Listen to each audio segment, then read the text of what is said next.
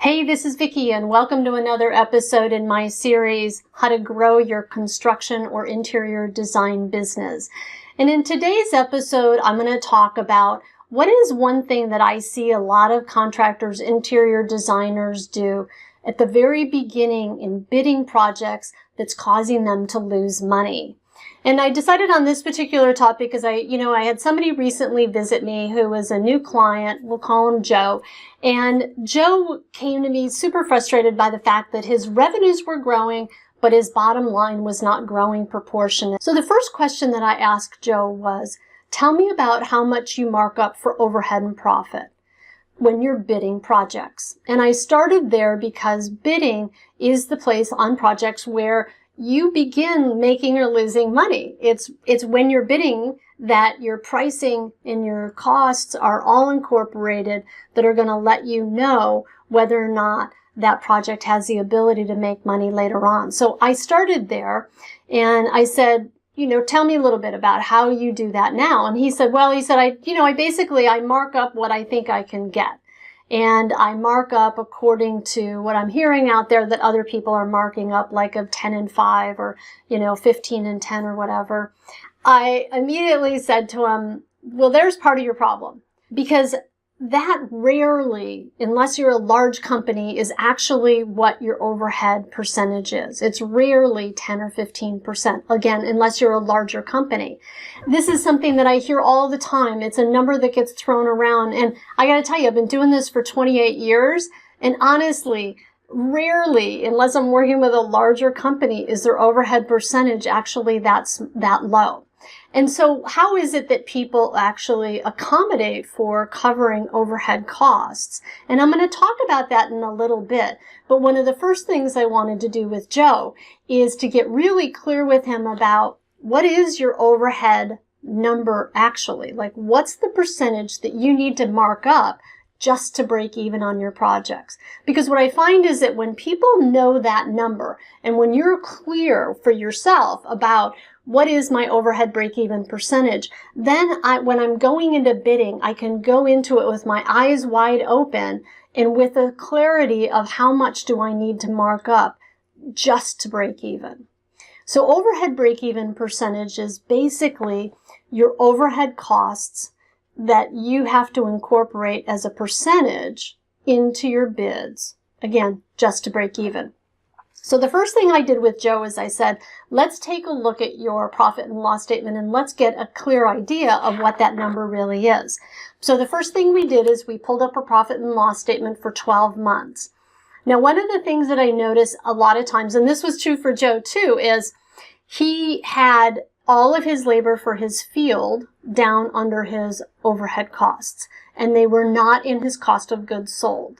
So the first thing we did is we made sure that his cost of goods sold represented all of the costs that it actually takes to produce the revenue. So that's things like your field labor, your materials, your subcontract, equipment rental, other job-related costs, and we made sure that they were all up in cost of goods sold. So we moved some of those from overhead. The second thing we did is I showed Joe this little number that's on the profit and loss statement that is often the place where a lot of people get tripped up in not marking up the right amount for overhead. So the first thing I pointed out to him is I said, do you notice this number on your profit and loss on here next to expenses? That it says 23.84%, which is that cost of $528,305 represents 23.84% of revenue. What means is that roughly 24% of his company's revenue goes towards paying overhead. And overhead, just so that we're clear about it by definition, overhead is the cost of running your business. So that's utilities, rent, telephone, insurance, not liability insurance, but auto insurance. Liability insurance should be up under your cost of goods sold. Vehicle insurance, vehicle expense, telephones, owner's salary, your office manager, salesperson.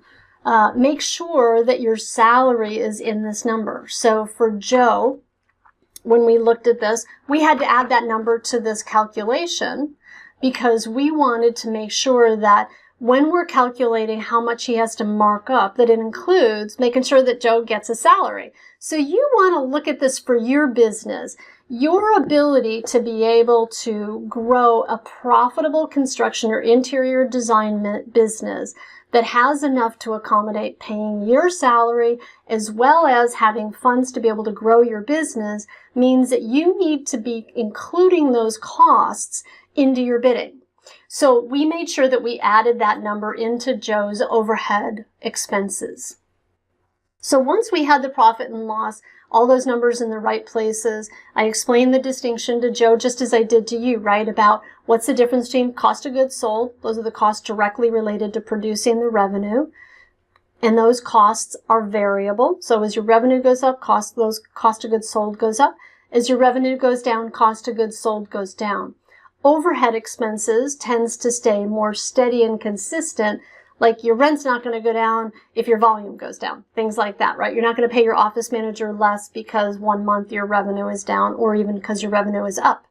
So we just kind of talked about some of those distinctions. But then we looked at this number.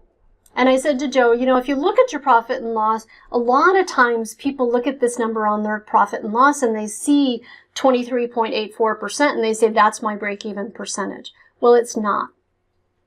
The correct formula for calculating your break-even percentage in your company is to take your overhead costs and divide it by your cost of goods sold. So in the case of Joe's company, that is $528,305. And we divided that by 1,437,000. And that is the number that gave us a result of 36.76%. And I said to Joe, that's your overhead break-even percentage, 36.76%. And what I mean by that is you need to mark up your cost, your direct cost of goods sold. You need to mark that up by almost 37%. Just to make nothing on the bottom line. So like Joe's eyes got really big and he was like, I don't know how to do that. And you might be thinking that too. And I encourage you to go do this calculation on your numbers as well. But when, I said to Joe, I totally appreciate that. It's a big number and he goes, I can't put that on my bids. And I said, I totally appreciate that as well. So now how do you accommodate for that? Well, you might add some of those costs up in your cost of goods sold. So if you have project management time as a principal that goes towards projects, then incorporate that cost as a line item on your bids. If you have transportation costs or vehicle costs or other indirect costs that you can include up there, like tools, you might incorporate that into your bid under a general requirements. Other people I know will actually mark up their labor, especially like in the case of Joe. His labor is a really big line item in cost in dollars of his cost of goods sold. He actually incorporates that into his base bid number that he says, well, this is what it really cost me for that labor. So those are just some different ideas to give you of ways that you can show in your bid some line items specifically related to covering your overhead cost so that it's not just this big number. In Joe's case, right, 37%.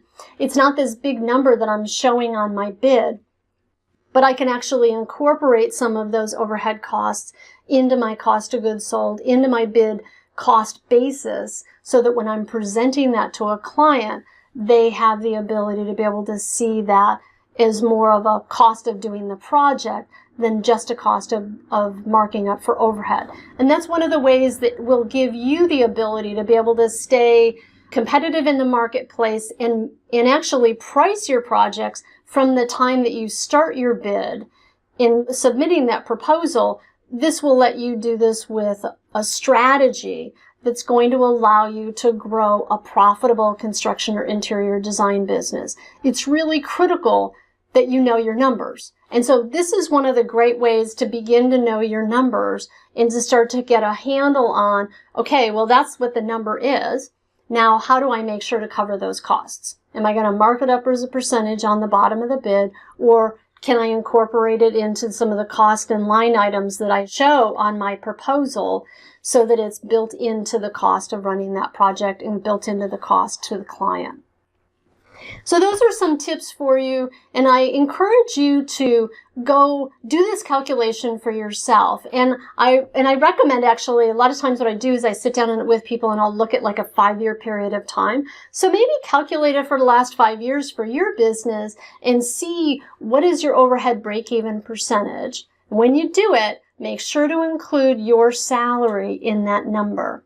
And that way, when you start bidding projects, you're going to have a better handle on understanding what does it really cost me to run my business and how much do I have to mark up just to break even.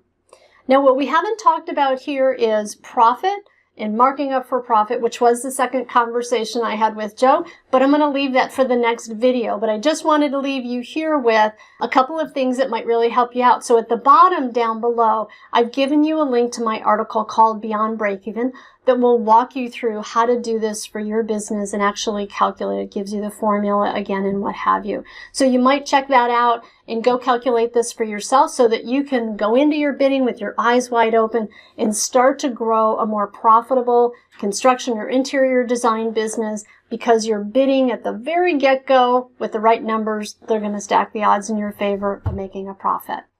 And you might also be interested in, and there's a link down below to my book called The Profit Bleed. It's all about how do you grow a sustainably successful and profitable construction or interior design business.